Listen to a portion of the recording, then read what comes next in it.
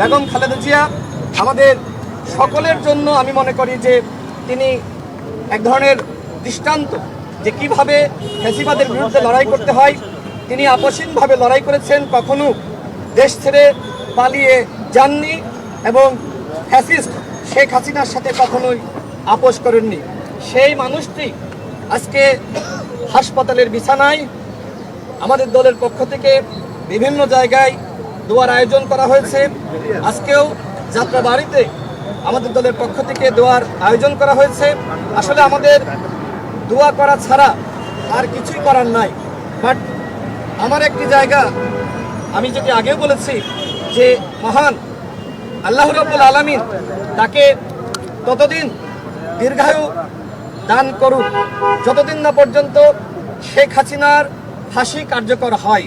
কারণ এই মানুষটি শেখ হাসিনার দ্বারা ব্যাপকভাবে নিপীড়িত, নির্যাতিত। বেগম খালেদা জিয়া যে সময় তিনি জেলে যান, দেখবেন যে পায়ে হেঁটে জেলে গিয়েছেন। সেই মানুষটি পরবর্তীতে হুইল চেয়ারে কিন্তু মুক্তি পেয়েছে।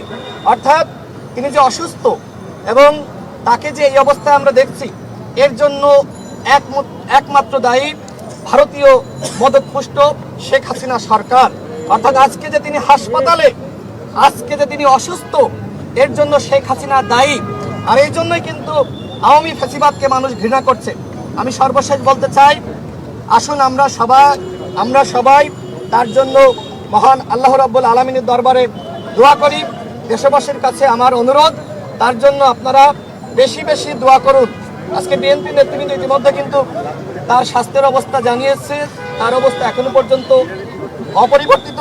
বাট আমার দৃঢ় বিশ্বাস যে তিনি আমাদের মাঝে আবারও সুস্থ হয়ে ফিরে আসবেন এবং আগামী ফেব্রুয়ারি মাসে যে নির্বাচন হবে, সেই নির্বাচনে তিনি জাতির অভিভাবক হিসেবে তিনি ভূমিকা রাখবেন। আমি সেই আস্থা রাখছি। মহান আল্লাহ রাব্বুল আলামিন অবশ্যই তাকে সুস্থতা দান করবেন বলে আমি মনে করি।